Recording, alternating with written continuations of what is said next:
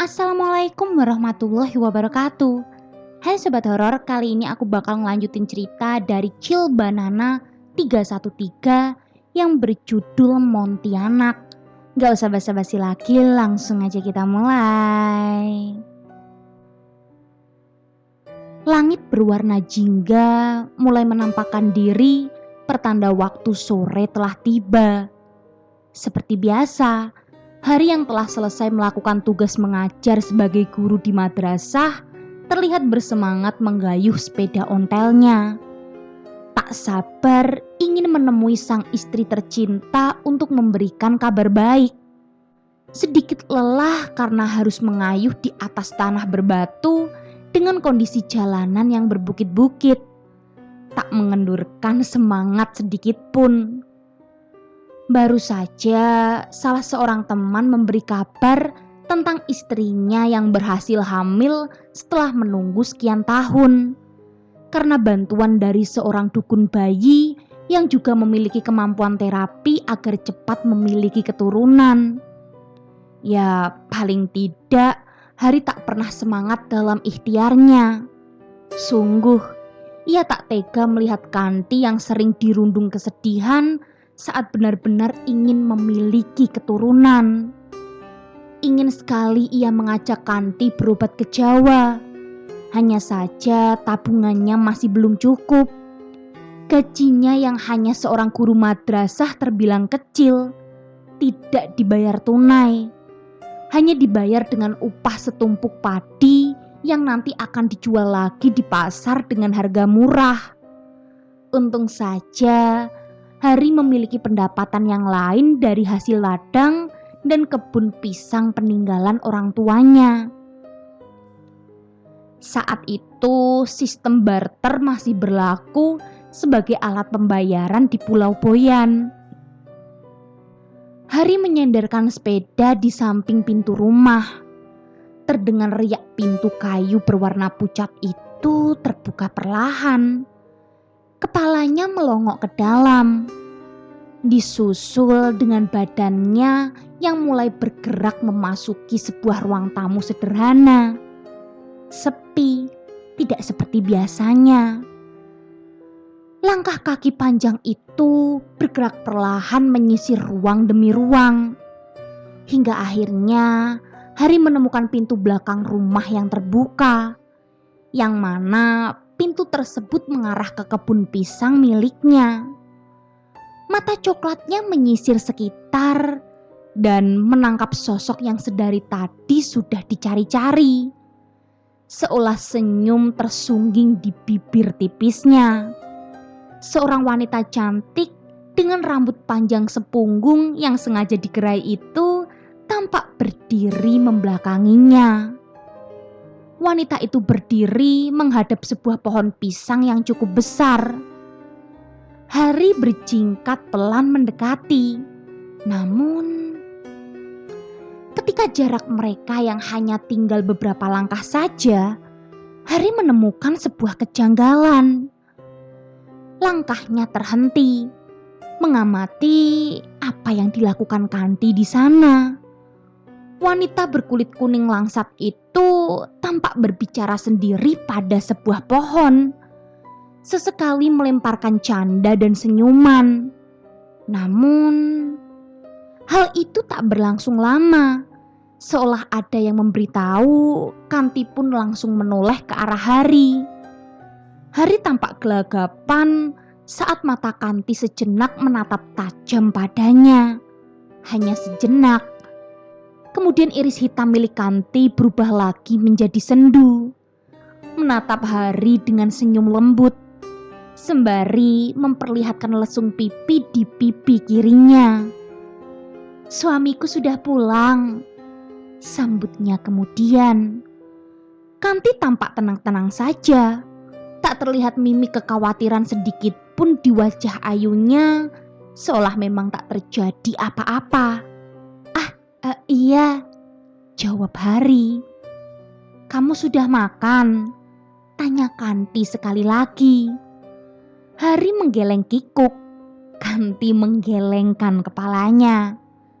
"Ayo makan, sudah kusiapkan makan malam di meja dapur.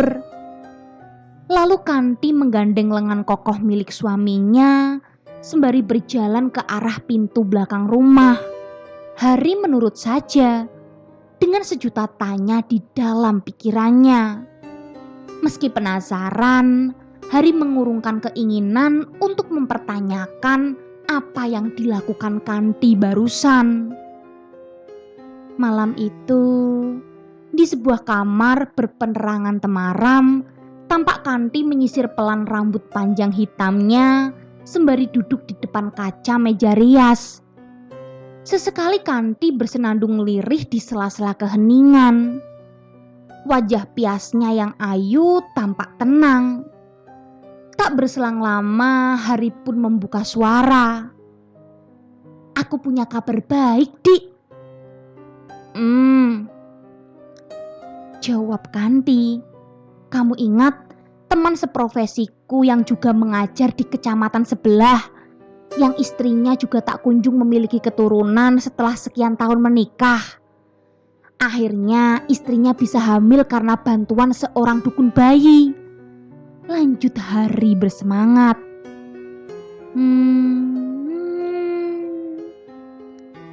Kanti bersenandung. "Dik, kamu mendengarkan?" tanya Hari. Kanti menghentikan gerakan menyisir, lalu melirik Hari sesaat. "Aku mendengarnya, Mas." "Bagaimana menurutmu?" tanya Hari. Sayangnya aku tidak begitu tertarik," ucap Kanti singkat, sembari meneruskan kegiatan menyisir. Kening Hari berkerut, lalu tubuh yang tadinya berbaring langsung berubah posisi menjadi terduduk. Hari menatap istrinya serius di balik bayangan kaca. "Apa kau tak ingin mencobanya, Dik? Kau tidak menyerah untuk memiliki keturunan, bukan?" tanya Hari. "Tentu saja tidak. Hanya saja aku masih malas," jawab Kanti. Hari menghela nafas pelan. Ada apa dengan istrinya? Dia sedikit bersikap aneh, tidak hanya hari ini saja, namun sejak 2 pekan yang lalu, setelah membantu budenya dalam persalinan. Apa gara-gara melihat proses kesakitan orang yang melahirkan timbul rasa takut dalam dirinya? Tanya Hari dalam batin sendiri. "Tenang saja, Mas. Aku tidak takut dengan rasa sakit orang melahirkan. Hanya saja aku sedang malas melakukan hal-hal yang demikian," sahut Kanti tiba-tiba. Hari sempat terkejut dengan pernyataan Kanti. Apa pikirannya baru saja dibaca oleh sang istri? Sudahlah, Mas. Jangan berpikir macam-macam. Aku boleh minta tolong?" ucap Kanti. "Tolong apa, Dik?" jawab Hari. "Tolong sisirkan rambut bagian belakangku. Tanganku tak sanggup menjangkaunya," terang Kanti. Hari berjalan mendekat, menuruti permintaan sang istri. Meski sedikit kesal, ia masih mencoba bersabar. Sungguh, Hari tak ingin memancing pertengkaran sedikit pun dengan Kanti malam ini. Mungkin saja istrinya sedang mendekati masa datang bulan hingga bersikap demikian. Tangan Hari mulai bergerak lembut dari atas ke bawah, mengikuti lajur garis rambut Kanti yang tegas. Rambut hitam itu begitu lebat dan indah. Ada kebanggaan tersendiri bagi Hari saat melihatnya. Ya, wanita cantik berambut indah ini adalah istrinya. Tak berselang lama, tiba-tiba jeruji sisir kayu itu tampak terganjal sesuatu. Kening Hari kembali berkerut. Ia coba mengulang gerakan menyisir lagi. Tetap sama, ujung jeruji itu tampak menyandat sesuatu tepat di ubun-ubun kepala Kanti. "Ada apa, Mas?" Tanya Kanti dengan tatapan lurus ke arah Hari melalui kaca. Ah, ini sepertinya dari tadi sisir ini mengganjal sesuatu. Aku lihat dulu ya, ucap Hari. Kanti hanya terdiam. Lalu Hari menyibak beberapa helai rambut dan meski dalam pencahayaan remang, iris coklat Hari menatap sesuatu yang ganjil tertanam di ubun-ubun istrinya. Ini apa ya, Dik? Tanya Hari. Hari meraba-raba benda asing itu, seperti sebuah besi keras menempel di sana. Aku coba ambil ya, apa ini sejenis kayu kering yang menempel? Ucap Hari seolah bertanya pada dirinya sendiri. Itu belum sempat Kanti meneruskan kata-kata, jari jemari Hari ternyata sudah mencabut benda asing tersebut lebih cepat. Tak lama kemudian terdengar suara langit bergemuruh dan rintik hujan mulai meramaikan keheningan luar malam. Hujan. Hari kembali menatap benda asing di antara kedua jari telunjuk dan jempol. Sebuah besi hitam berukir aneh sepanjang 7 cm terpampang di hadapannya. Tunggu, bagaimana bisa benda sebesar ini menancap di kepala istrinya? Ditengoknya ubun-ubun kepala Kanti yang bolong, namun tak mengeluarkan darah sedikit pun. Dek, ini apa? Tanya Hari tercengang. Otaknya tak mampu mencerna apa yang baru saja terjadi. Wajah ayu Kanti yang tadinya tenang, tiba-tiba berubah menjadi pucat pasi. Pupil hitam itu memandang tajam ke arahnya. Hari menghadapkan wajah Kanti sembari memegang kedua lengannya rapat. Apa? Apa ada yang sakit? Tanya Hari khawatir. Takut-takut apa yang sudah dilakukannya menyakiti Kanti. Kanti masih terdiam, namun wajahnya makin berubah warna menjadi pucat. Tunggu sebentar, aku akan mengambilkan air hangat dan obat. Lalu Hari pergi meninggalkan Kanti begitu saja di dalam kamar. Hari tergopoh-gopoh menjinjing tas kotak P3K kecil di genggaman. Tangannya mendorong engsel pintu hingga berderik. Namun, sesampainya di kamar itu, ia tak menemukan keberadaan Kanti selain dari pintu kamar jendela yang sudah terbuka di satu sisi. Membuat semilir angin malam yang dingin memenuhi penjuru ruangan. Hari melongok ke sisi jendela yang terbuka. Gelap. Tak terlihat apapun kecuali pekat malam dan rintik hujan yang membasahi tanah di luar. Kanti! Panggilnya di luaran jendela. Tetap tak ada sahutan. Langkahnya kembali beranjak, berjalan dengan cepat menyisir sudut-sudut bagian rumah. Sembari mulutnya yang tak pernah berhenti menyerukan nama Kanti. Namun hasilnya nihil. Hari terduduk di sebuah amben kayu di depan rumah, mengumpulkan sisa-sisa tenaga. Sembari menyeka peluh yang menempel di sela-sela dahi meski cuaca dingin. Mata coklat itu kini fokus memandang gelap malam di hadapannya. Mungkinkah Kanti nekat pergi meninggalkan rumah? Tapi kenapa? Batinnya kemudian. Hari kembali bangkit dari posisi. Ia pun memutuskan untuk mencoba mencari Kanti lagi. Kali ini Hari menguatkan tekad memaksakan langkah kaki menembus sekitar ladang dan kebun pisang miliknya. Bermodalkan dengan pencahayaan minim lampu yang tergenggam di tangan kanannya. Hari kembali menyerukan nama sang istri dengan lantang menembus pekat malam. Bukan hal yang mudah mencari seseorang di rimbunan perkebunan, apalagi saat malam. Beberapa kali Hari harus melelakan kakinya tersandung batu atau tergores semak belukar yang menjulur di atas tanah.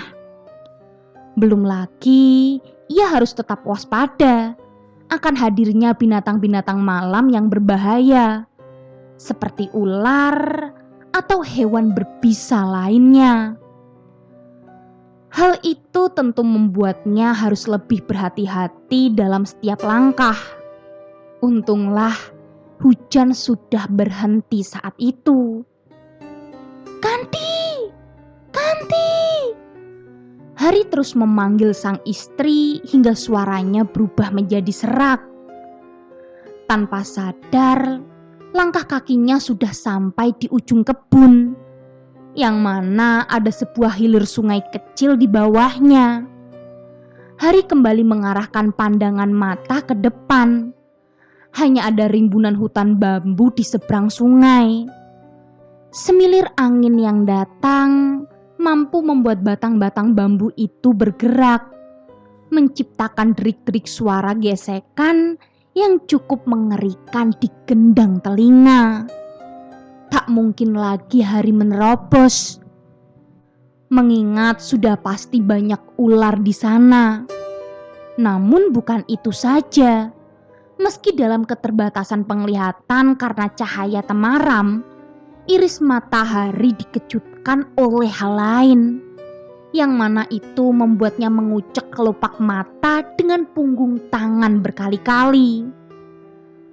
Di antara rimbunan batang bambu yang rimbun, Hari menatap sesosok bayangan putih dengan rambut panjang hitam mencapai tanah.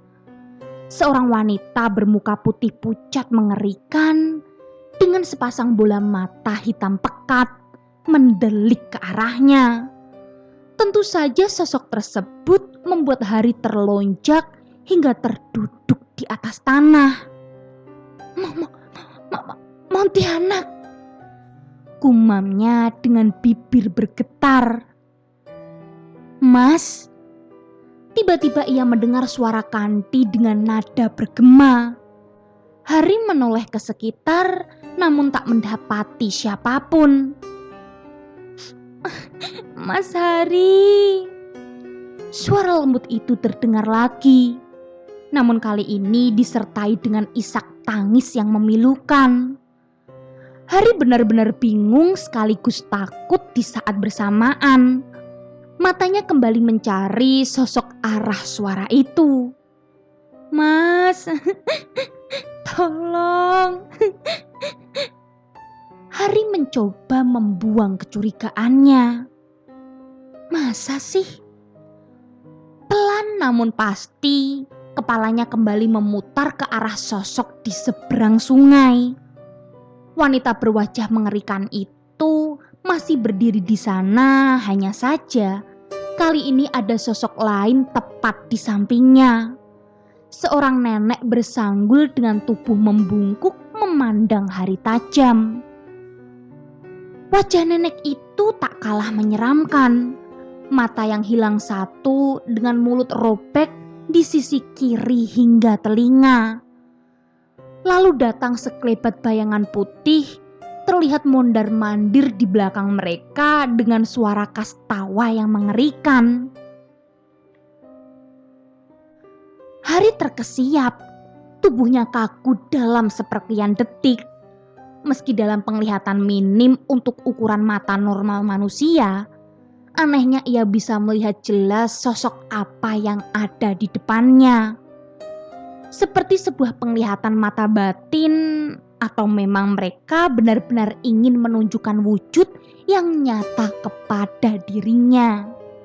Entahlah, yang jelas Hari benar-benar ketakutan. Tapi di sisi lain, ia mulai menyadari sesuatu. Sosok Montianak itu sedikit mirip dengan Kanti. Pikiran yang kacau langsung memerintah otak untuk segera menggerakkan syaraf-syaraf tubuh dan ia memilih berlari meninggalkan tempat itu. Tak dipedulikan lagi lampu senter yang jatuh entah kemana. Hari berlari sekuat tenaga menembus belukar dan pepohonan yang dilewati.